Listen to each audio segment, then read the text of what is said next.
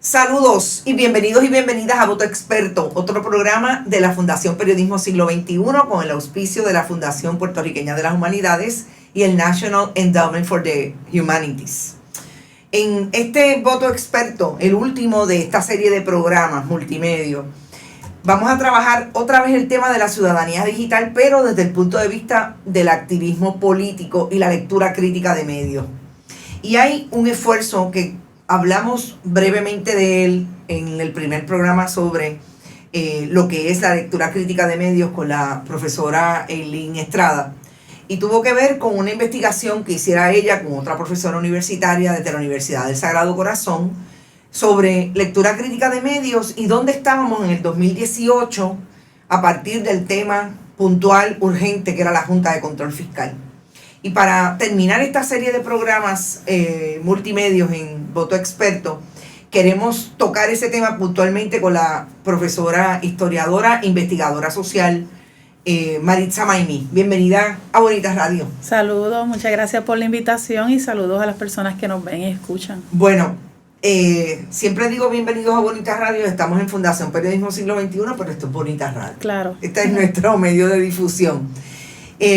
Yo quisiera que empezáramos a hablar del tema desde el punto de vista de qué fue lo que ustedes les picó la curiosidad como investigadora, hicieron un análisis de qué era lo que tenían que cuestionar, hablando de crítica de medios, y dónde estaban los estudiantes, en este caso, sobre el tema de la Junta de Control Fiscal y hasta dónde llegó ese esfuerzo. Sí, pues mira, en el año 2016, 2017, 2016 particularmente, era el año donde empezó a discutirse la ley promesa en el Congreso de Estados Unidos, ¿verdad? Y se veía como una forma de atender el asunto de la crisis económica y fiscal que tiene Puerto Rico desde el 2016 por lo menos, ¿verdad? En ese momento yo estaba enseñando cursos de historia y de ciencias sociales, y en mis conversaciones con los estudiantes en el salón de clase donde atendíamos este tema de la génesis de la crisis fiscal económica del país, noté, ¿verdad?, no solamente que había desconocimiento sobre las causas de esa coyuntura, pero también empecé a notar de que había también unos sentimientos de una tendencia hacia favorecer que llegara, ¿verdad?, que se imponiera la Junta de Control Fiscal. Sin embargo, parte de las conversaciones también giraban en torno a que si ciertamente había que hacer algo para resolver el asunto fiscal económico de Puerto Rico, tal vez establecer una junta podía verse poco democrático, que tal vez eran los puertorriqueños y puertorriqueñas los que eran las personas que estaban mejor capacitadas para poder desarrollar estrategias de cómo salir de ambas crisis. Y por ahí empezó, ¿verdad?, esa curiosidad y las conversaciones nuestras de Eileen Estrada y mía de cómo, ¿verdad?, de cómo querer atender ese asunto en términos de a qué información se están exponiendo nuestros jóvenes, cuáles eran los medios de comunicación que más utilizaban, etcétera. Y empezamos a revisar una literatura experta de las comunicaciones, de cómo la gente interactúa con los medios, de cuál es el efecto que pueden tener las informaciones de medios sobre la manera en que la gente interpreta, opina, actúa, ¿verdad?, y desarrollan intenciones de actuar. Pero también cuáles eran los contenidos que se daban en esa información. Y a los que ellos se exponían. Cuando se hicieron análisis de los medios o las maneras de buscar información sobre este tema, ¿qué fue lo más que se reflejó en términos de esa interacción con medios de comunicación tradicionales, no tradicionales? Influencers, personas que tienen una posición, una opinión que articulan no necesariamente desde el periodismo, ¿Cuál fue la experiencia? Pues recordando que esta investigación fue en el 2018. Exacto, y empezamos esas conversaciones en el 2017 cuando ya se había establecido la Junta. Notamos algo muy curioso, que todavía ese conjunto de estudiantes seguían los medios más tradicionales, el periódico y la televisión, como fuentes principales de información, y la otra que acompañaba era Facebook, ¿verdad? Las redes sociales. Las redes, pero era particularmente Facebook. Twitter es un fenómeno que toma mayor, viene un poco después, ¿verdad? Sí. El impulso de Facebook.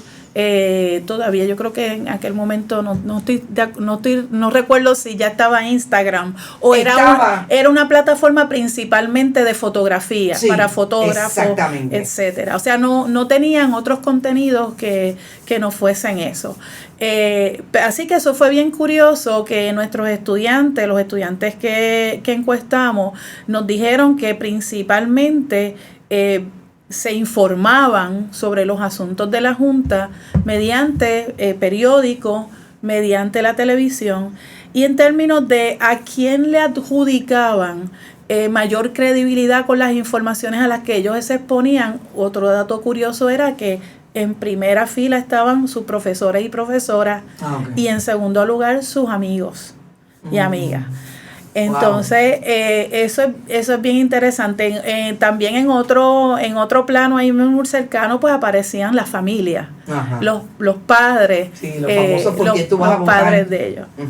Así que es bien interesante, primero ese resultado. Pero entonces también nos cuestionamos cómo se da esa red de comunicación, porque por ejemplo, en la sala de la casa, si estamos varias personas viendo el noticiario, aunque cada día eso es menos frecuente, sí, cada persona está a lo mejor en su casa consumiendo medios de forma independiente, ¿verdad? O en distintos momentos del día, pero todavía se dan espacios donde estamos una o dos personas en la sala de la casa o en el cuarto viendo la televisión, pero estamos interactuando acá entre nosotras. Lo que podemos identificar como el actor red. Exacto. Bueno, el actor red es un fenómeno más complejo, pero es eso, es una persona que toma acciones, ¿verdad? Pero están vinculados en una cadena, en una red de comunicación que atraviesa pues medios tradicionales, medios digitales o redes sociales, pero también la comunicación que tenemos con otras personas, con nuestros compañeros de trabajo, con las personas que nos encontramos en la calle, con nuestros amigos, con nuestros profesores o profesoras, etcétera, ¿verdad? Y esa red de comunicación a nosotros nos interviene, ¿verdad? Claro. Y intervenimos en ella también, porque en la medida en que nosotros vamos consumiendo información, le vamos dando sentido, la vamos acomodando, ¿verdad?, a nuestras interpretaciones, a nuestra visión de mundo también, las difundimos, etcétera. Cuando están en medio de esta información, recoger información, obviamente ustedes tienen una metodología, pero sobre todo tienen una base teórica de lo que es la alfabetización mediática, etcétera. Y yo quiero ser bien puntual con el asunto de la Junta de Control Fiscal, porque hay dos fenómenos en Puerto Rico de los últimos 15, 20 años, que tienen que ver con la privatización por un lado y con la imposición de la Junta de Control Fiscal por otro. Y es todas aquellas personas que dijeron que bueno, que van a privatizar la Autoridad de Energía Eléctrica, que hoy ahí está privatizada, ahí está Luma, ahí está Genera, ustedes saben los resultados. Y por el otro, la imposición de la Junta de Control Fiscal, y no fue hasta que vinieron bien claro desde el punto de vista legal la jueza y sus determinaciones con relación a los diferentes planes de organización o reorganización de la deuda, que la gente se dio cuenta que incluso pueden estar afectados no solamente la factura de la luz, sino que la Junta determina cuál es el presupuesto de Puerto Rico, en lo que yo llamo el gobierno de facto, y por otro lado decide que no es un servicio esencial ni la educación ni la salud, están los intereses de los bonistas por encima. Uh-huh. Y finalmente tenemos el cuadro de determinar que puede intervenir con las pensiones de nuestros pensionados. En este momento, si salimos a la calle, la gente tiene una visión bien contraria a ese titular del Nuevo Día que establecía: favorecemos la Junta de Control Fiscal. ¿Qué fue lo que ustedes se encontraron uh-huh.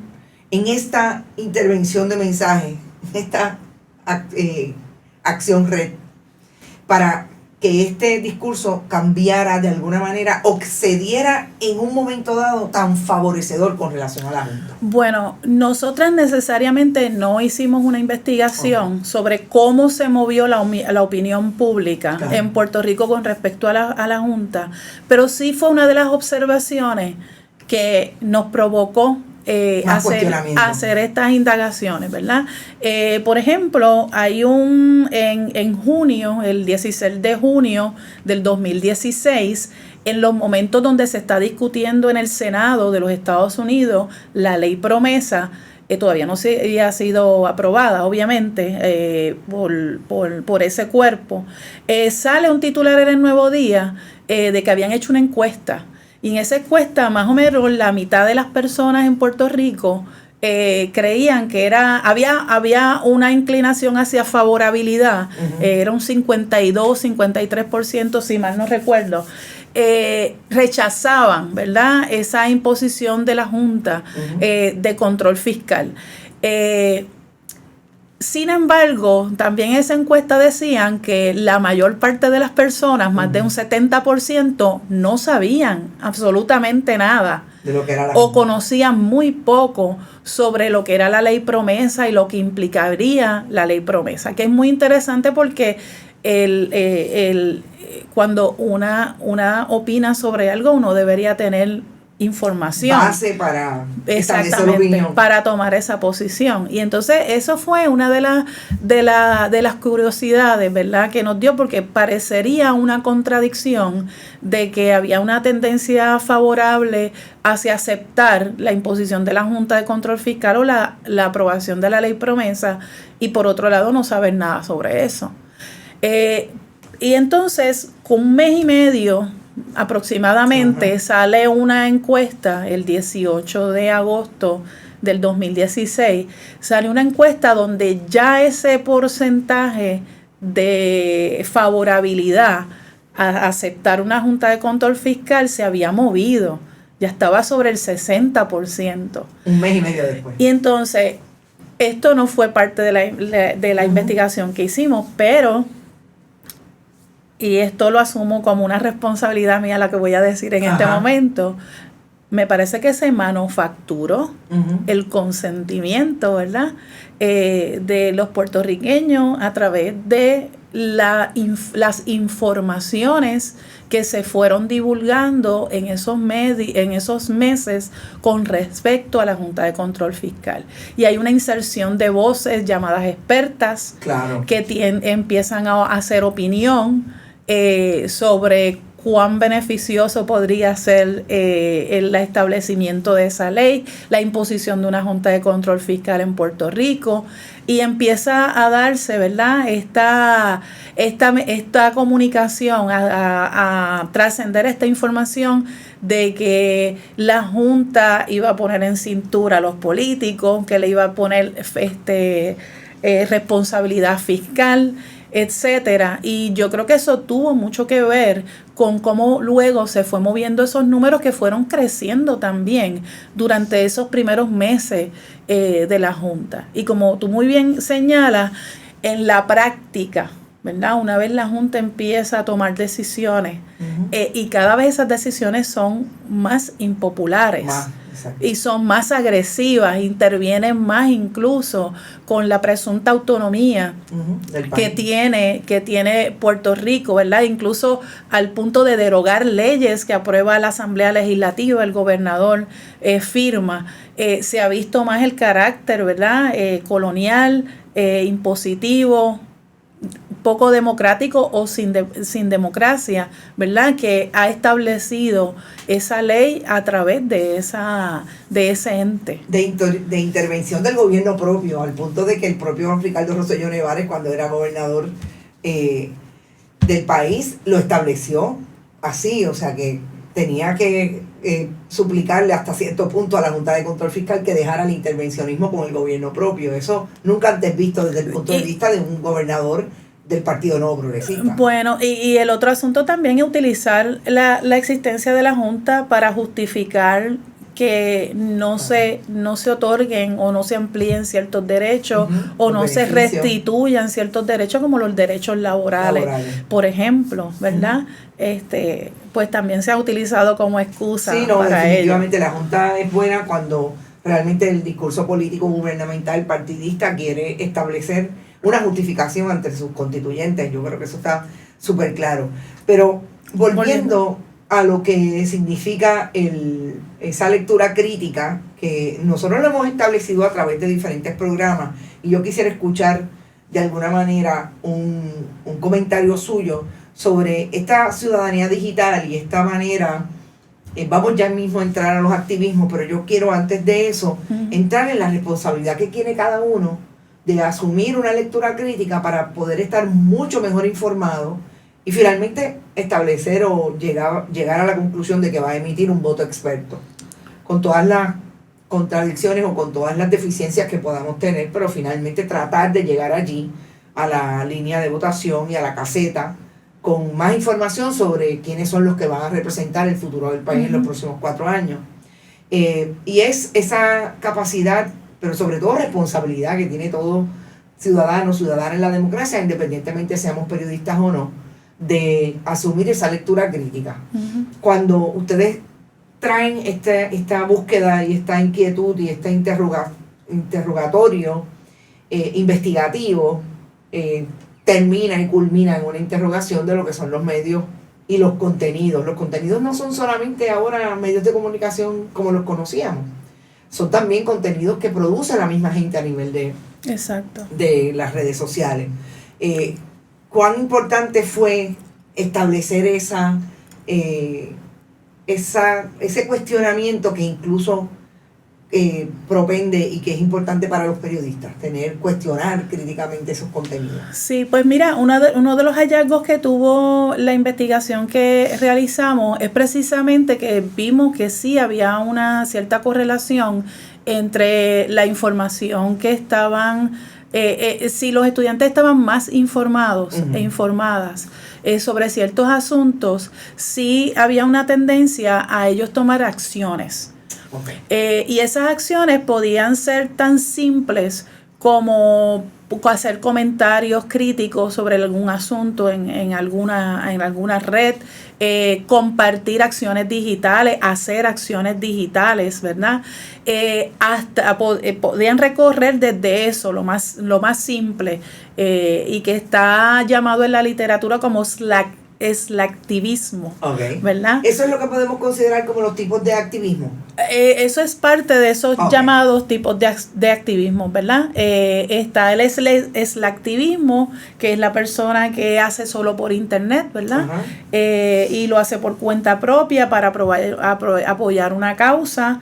Y que toman muy poco tiempo y esfuerzo. Y por ejemplo, tal vez entre la audiencia que tenemos aquí en Bonita Radio, tenemos algunas personas que pudieran ser caracterizadas como esas, porque pueden estar insertadas en las redes haciendo comentarios, por buenos que puedan ser esos comentarios. Y bueno, y ahí entramos en el activista troll, que eso es otra manera de ejercer activismo. Eso sí. Pero yo creo esas otras categorías, ¿verdad? Pues yo creo que merecen otras discusiones. Pero, por ejemplo, es eso, darle like a cosas, firmar peticiones en línea, etcétera. Pero siguen subiendo, ¿verdad? Siguen habiendo otras características. Y decir subir es una mala caracterización, porque estoy tratando entonces de establecer como un notas, grados. Sí, Sí. exacto. Hay otra que le llaman subactivismo, ¿verdad? Que son acciones individuales que ejercemos. Por ejemplo, pues tal vez yo soy una persona que en mi comunidad, por cuenta propia, esto sin organizarme con otras personas, pues yo pues no me gusta ver basura en mi comunidad. Y yo me pongo a recoger basura. O hacer reciclaje, ¿verdad? O alimentar a los perros y a los gatitos que están en la calle, Ajá. a llevarlos a vacunarlos, a que los esterilicen. Es una acción que estoy haciendo yo por cuenta propia, sin necesariamente estar vinculada a grupos, sin necesariamente estar vinculada pues a otros esfuerzos u organizaciones. Eso es lo que le llaman el subactivismo, ¿verdad? Porque la persona está activa, tiene un impacto en la comunidad, es mínimo, ¿verdad? Pero tiene un impacto también en una forma de activarse frente a un problema que esa persona ve. El problema puede ser el de la basura, puede ser el de los animales realengo, puede ser esa es la persona también que se dedica a cuidar a los viejitos de la comunidad y les ayuda a llevar compras. Eso es una forma de activismo también, ¿verdad? Claro. Es una situación social que yo estoy resolviendo. Hay otra caracterización que se le conoce como subpolítica. Son actividades que uno hace con un grupo de personas dentro de un espacio de una organización. Esa organización puede ser ambiental, puede ser social, de diferente índole, ¿verdad? No son organizaciones gubernamentales, no son organizaciones partidistas tampoco. Como por ejemplo lo que ha ocurrido en Puerto Rico con un grupo activista contra la Junta de Control Fiscal, como se acabaron las promesas. Exactamente, o el campamento Pelícano, el campamento Carey, el campamento Picúa, la gente que se ha movilizado, por ejemplo, en el sur de Puerto Rico contra la carbonera, etcétera. Pero también están esos grupos que son de organización comunitaria, pero existen otras organizaciones más amplias, ¿verdad? Por ejemplo, existe Scuba Dogs, ¿verdad? Exacto. Existe Sierra Club, existe Amigos del Mar. Amigos del Mar. Son organizaciones, ¿verdad? Que ya tienen una estructura, unas más organizadas que otras. Y yo me uno a los esfuerzos de esa organización para canalizar mis preocupaciones políticas con problemas que estoy viendo en la sociedad. Y entonces la otra caracterización que se le llama política, y esto viene de una teórica muy conocida, Chantal Mouffe, que dice, pues ya estas son actividades que son públicas, son organizadas por alguna agencia de gobierno, partido político, corporación pública o privada en apoyo que uno apoya, ¿verdad? Y ya yo me afilio a una organización. Hay personas que pasan por todo el activismo. Por todo esto y llegan. Yo me puedo caracterizar como una de esas personas que he pasado desde el activismo hasta la activación política, ¿verdad? Y hay personas que lo han hecho así en distintos momentos de su vida porque entienden tal vez que hay una necesidad apremiante de elevar, ¿verdad?, sus acciones políticas a otros lugares donde tal vez se pueden tomar acciones como más puntuales o más eficaces, ¿verdad? Porque vienen desde el Estado, ¿verdad? En ese sentido preguntaría, no sé si lo vieron o por lo menos no necesariamente lo concluyeron, pero si lo pudieron haber visto en la dinámica. En el país desde el 2016, yo creo que el reconocimiento o no reconocimiento en aquel momento de lo que iba a hacer la Junta se ha movido por diferentes escenarios políticos que tienen que ver con esa imposición de la Junta, con lo que es la deuda, también con lo que está pasando a nivel social en el país después de los efectos climatológicos de María, desastre, etcétera. Y yo me pregunto si podemos encontrar en la formación, por ejemplo, de un proyecto como Victoria Ciudadana, como partido político, la culminación de todo eso, de esos diferentes activismos que la gente decidió tenemos que movernos a otro nivel, y eso pues obviamente será un estudio buenísimo para al interior de la misma, del mismo proyecto político. Nos tenemos que mover a otro nivel porque el nivel de activismo que estamos realizando, pues tenemos que llevarlo a ese otro esfuerzo que con todas las distancias democráticamente se puede establecer, que es el último reducto que escoge precisamente de estos, los que te van a representar mejor.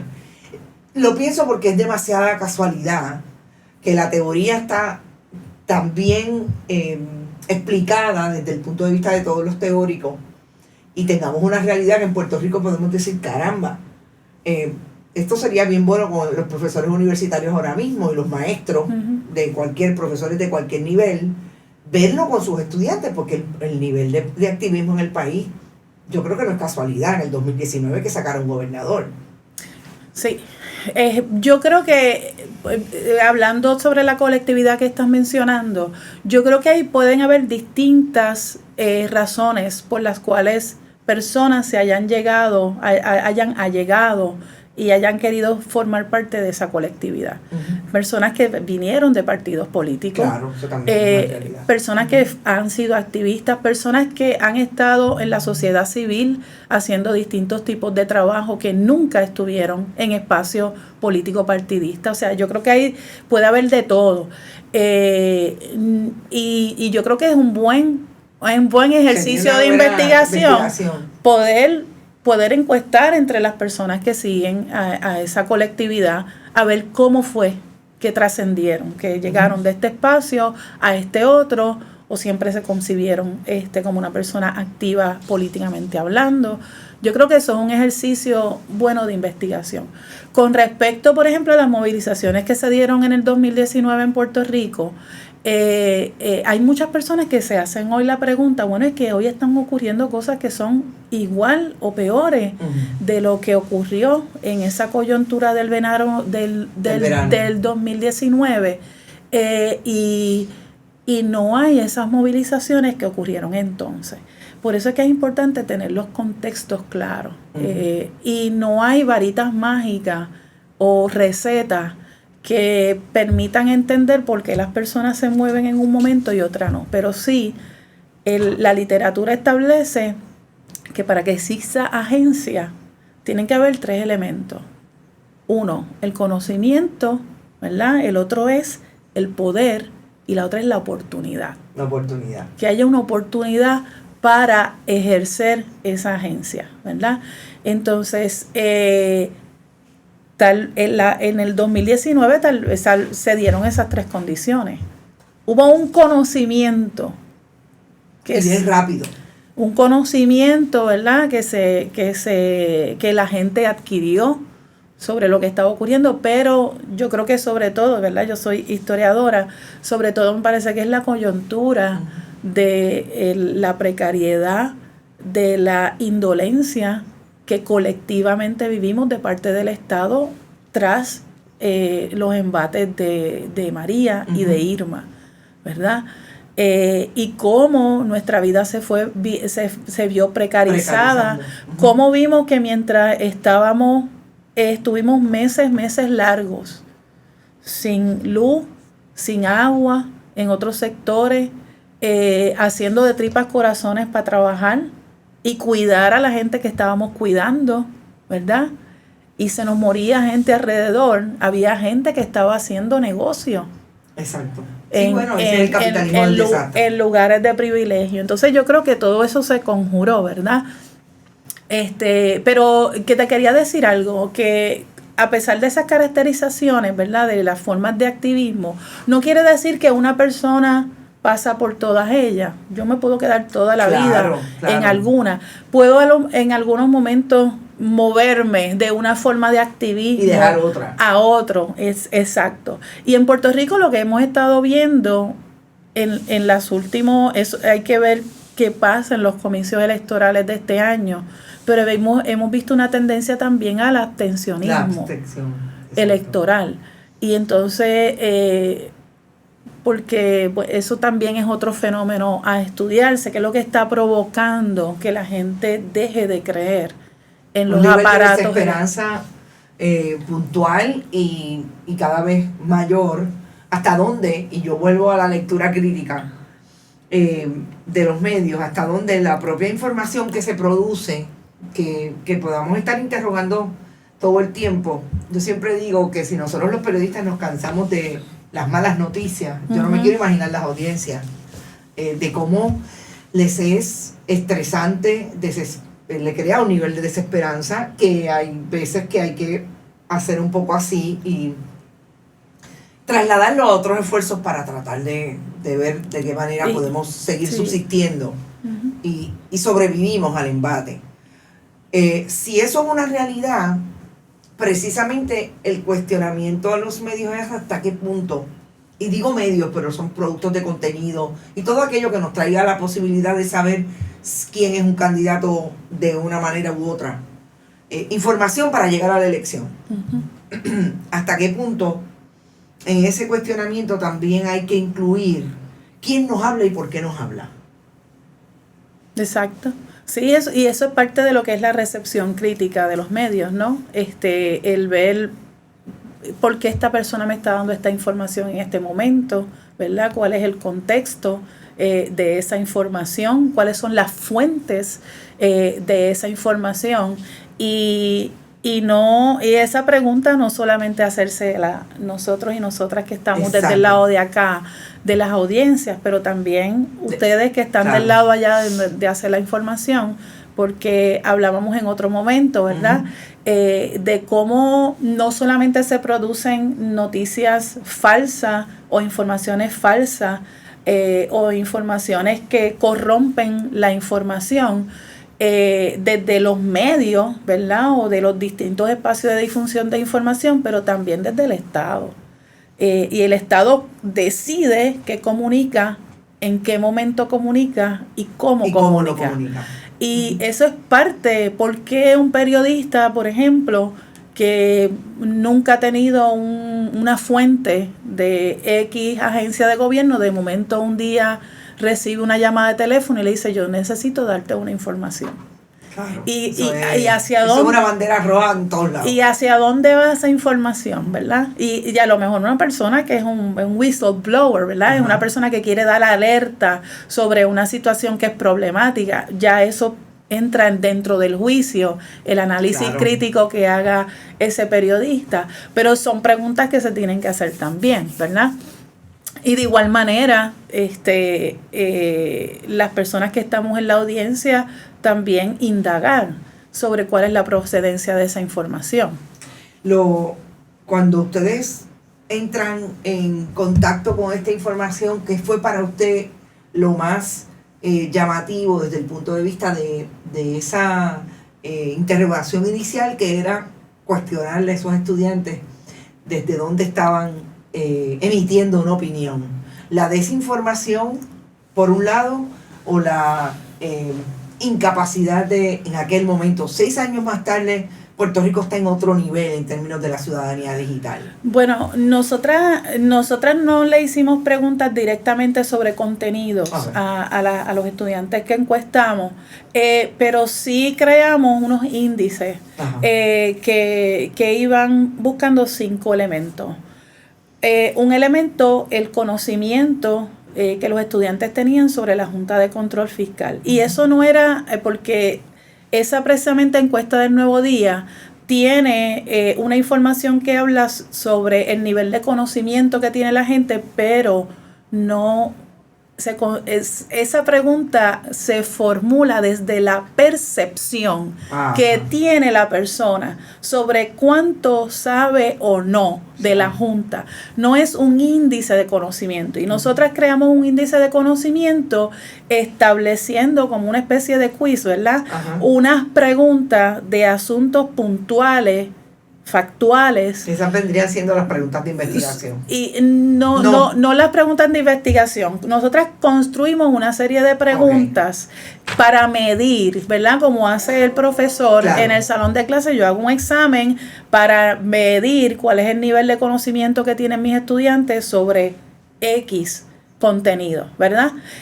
Y esas preguntas yo las elaboro a partir del contenido que se ha discutido, ¿verdad? Y cómo se ha discutido, etcétera. Nosotras elaboramos una serie de preguntas que indagaban sobre, por ejemplo, quién estableció la Junta, y cosas que establecía, por ejemplo, la propia ley promesa que decían que iban a hacer dentro del ámbito de acción de la Junta de Control Fiscal. No le preguntamos a las personas, ¿tú crees que sabes mucho o poco? Claro. Eso es la percepción. Y usualmente estas preguntas que vemos en estas encuestas que tienen que ver sobre el nivel de conocimiento no necesariamente están construidas, y eso es un problema de diseño. Y de diseño. De diseño de investigación. No están preguntándole a la persona en realidad lo que sabe o no sabe, sino cuál es su percepción sobre su propio conocimiento. Y eso es algo que hay que saber distinguir.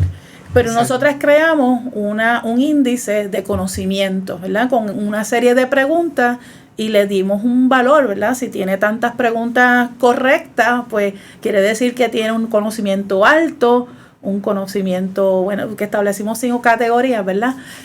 Hasta que no tiene conocimiento sobre el asunto. Los otros elementos fueron, uno era ese, ¿verdad?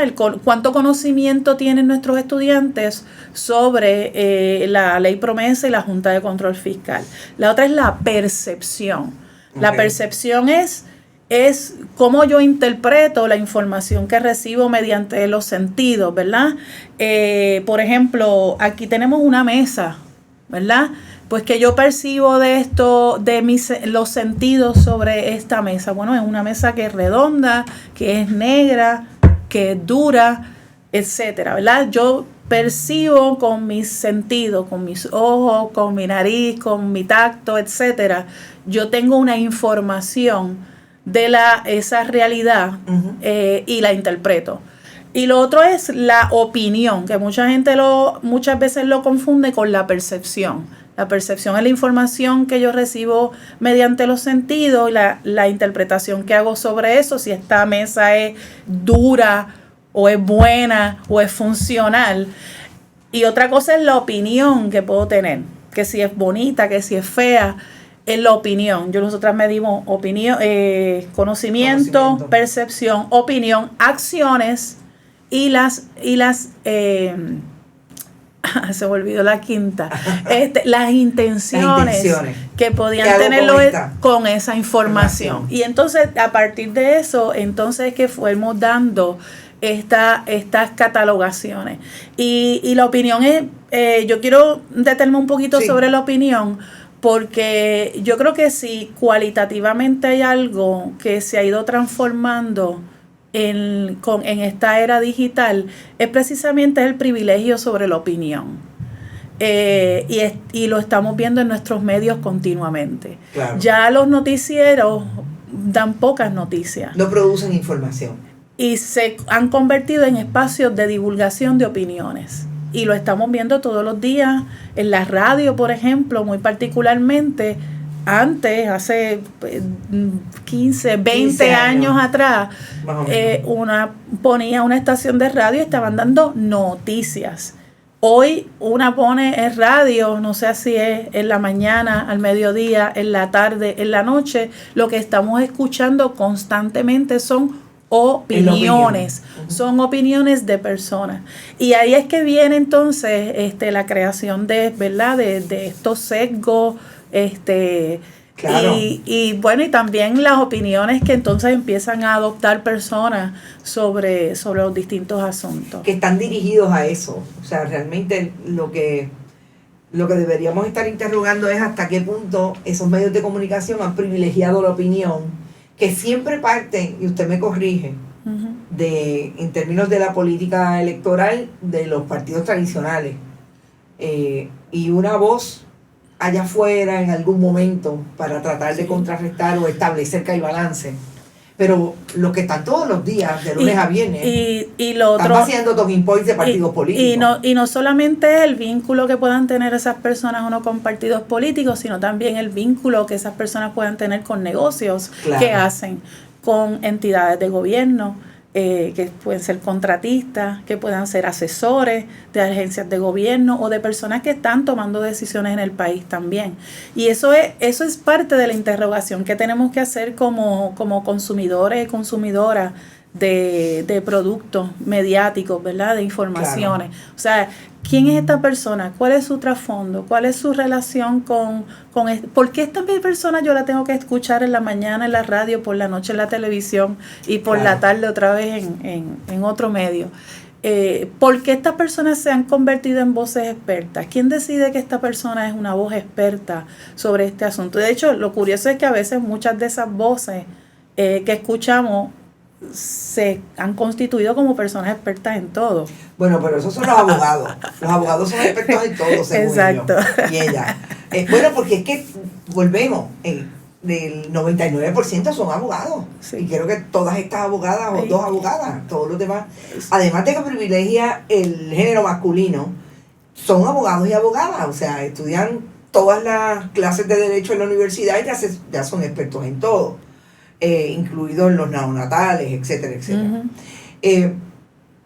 Yo quería, para ir redondeando el asunto de esta investigación, algo que incluso discutí de alguna manera con la profesora Estrada, y es lo que significa que nosotros, por haber estado de alguna manera vinculados y vinculadas a un proyecto mediático, podemos desarrollar, yo tengo que decir con mucha crítica al interior del oficio, que cada vez menos, me parece que hay demasiados informadores desde el punto de vista de no cuestionar al otro y a la otra y solamente poner el micrófono de frente, pero nosotros hemos desarrollado, muchos de los periodistas han desarrollado, y muchos ciudadanos, esa crítica, esa lectura crítica, esa interrogación constante. Pero esto se aprende más allá de por una ida a la universidad. Yo siempre digo que también hay un esfuerzo personal de querer interrogar el poder. Y los medios de comunicación son poder, y los productos de contenido son poder, y mucho más ahora que se multiplican de miles, cientos de maneras. ¿Hasta dónde esto debería ser un proyecto genial para instituirlo en la formación de una persona, desde que empieza la escuela hasta que la termina? Atravesado, yo siempre aquí hablo de los análisis cruzados, ¿verdad? Esto no es que haya un curso, como usted me decía, no es que haya un curso, es que hayan estrategias de la manera en que nosotros miramos y podemos hacer análisis científico desde el punto de vista de cómo interroga el profesor de literatura con el contexto, etcétera, etcétera. ¿Hasta dónde eso es importante? Sí, muy importante, son competencias, ¿verdad? Son destrezas, competencias que se adquieren, que no necesariamente el ejercicio tiene que darse con contenido mediático, puede ser con cualquier tipo de contenido.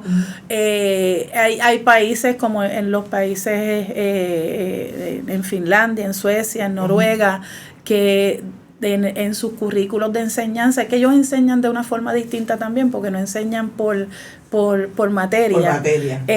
Pero desde muy pequeñito enseñan precisamente ese análisis. Yo estuve 5 años enseñando en China, y estuve trabajando con jóvenes pequeños de 12, 13, 14, 15 años, y parte de las competencias que estaba desarrollando en ellos precisamente era eso, el análisis de la información. Desde pequeñito se puede hacer, enseñarle lo que son las falacias, ¿verdad? Cómo se tergiversan informaciones, etcétera. ¿Por qué una foto en periódico, verdad? ¿Por qué esta foto de miles que le toma un fotoperiodista a una persona, decide poner esta, donde la persona tiene la cara seria, o está dando un puño, o está señalando, o mirando para allá? Son decisiones editoriales, y tenemos que interrogarnos, ¿verdad? ¿Por qué eligieron esta foto en lugar de esta otra, verdad? ¿Por qué esta información está localizada en primera plana y no está en la página 10 o en la 12? Yo creo que ese ejercicio del preguntarse se da se desarrolle, como tú dices, aún las personas que no hemos tenido formación o las personas que no han tenido una formación profesional, universitaria o en el espacio electoral, de hacer conscientemente un análisis de medios, que lo deberíamos hacer, hemos aprendido destrezas que vienen precisamente de los acercamientos que tenemos desde las ciencias sociales, desde los cursos de humanidades, de historia, de cómo, de preguntarnos de dónde viene esta información, de contrastarla con la otra. Pero son ejercicios conscientes. O sea, claro, no todo el mundo lo hace. Yo creo que sí debe estar engranado dentro de nuestro sistema educativo y dentro de nuestras destrezas o metodologías de enseñanza. Cómo hacer esos contrastes de información, cómo interrogar a esa información. Porque se requieren también, por ejemplo, en el análisis de medios, se requieren otros conocimientos también. Por ejemplo, la luz, cómo juega la luz, los colores que se utilizan, tienen también unas formas de comunicar, las formas que se utilizan, eso mismo, los arreglos que hay, porque esta noticia se le da o esta información se le dan 2 minutos o 1 minuto en el noticiario, mientras esta otra en 10 segundos queda despachada. Porque hay unas informaciones que no se divulgan. Que no se traen, no se cubren. Que no se divulgan. Porque hay unas voces en nuestra sociedad que no tienen preeminencia, a pesar de que son personas que están en el frente del asunto, ¿verdad? Porque hay unos silencios, porque estas cosas se favorecen o se acentúan más. Todas esas son preguntas que nos podemos hacer. Pero sí, estoy de acuerdo con que debe ser un ejercicio consciente que debe estar atravesando todo nuestro sistema educativo, ese juicio crítico. Lamentablemente estamos en una coyuntura histórica donde el sistema socioeconómico está embistiendo contra la academia, está embistiendo sobre la manera en cómo se produce el conocimiento. Este asunto de cuestionar el conocimiento científico mismo es problemático, no porque el conocimiento científico parte del mismo cuestionamiento del conocimiento, pero eso es un ejercicio precisamente que hace la ciencia. Siempre se está cuestionando el conocimiento que se produjo anteriormente porque es parte de una metodología de relacionarse con la información y producir interpretaciones sobre ello. Pero cómo en nuestro periodo histórico se está cuestionando el conocimiento que se produce desde la ciencia, no con el interés de mejorarla, sino con el interés de desprestigiar, ¿verdad? Cómo se embiste contra la academia, y estamos viendo cómo cada día más en las universidades están desapareciendo programas dentro o profesiones vinculadas a las ciencias sociales, a los acercamientos humanísticos, y de hecho de ahí es que parte mucho de ese conocimiento que se ha podido producir, que nos permite cuestionar no solamente nuestra realidad, pero también cómo nosotros interactuamos con ella, cómo la interpretamos. Claro.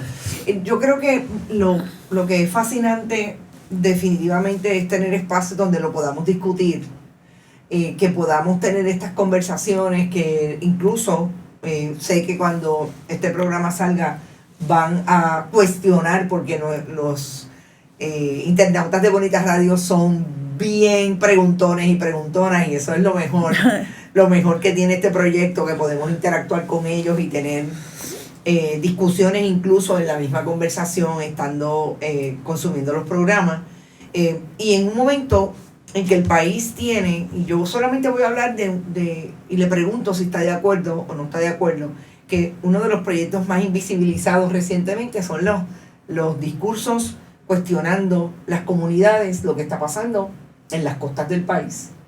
Son los discursos más invisibilizados en los medios de comunicación tradicionales, porque tengo que decir que los compañeros que tenemos productos de contenido informativo, de periodístico, estamos haciendo mucha investigación porque cada vez es mayor la voz.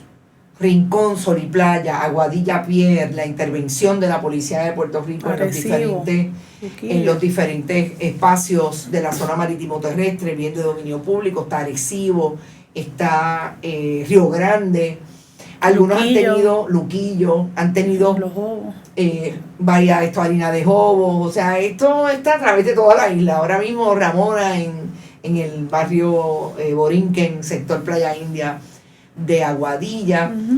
Y yo tengo que decir, y me enorgullezco de decir esto, que después que el periodismo independiente planta bandera sobre estas investigaciones que le preocupan al país porque está viviendo el país lo que está ocurriendo, entonces los medios tradicionales se mueven.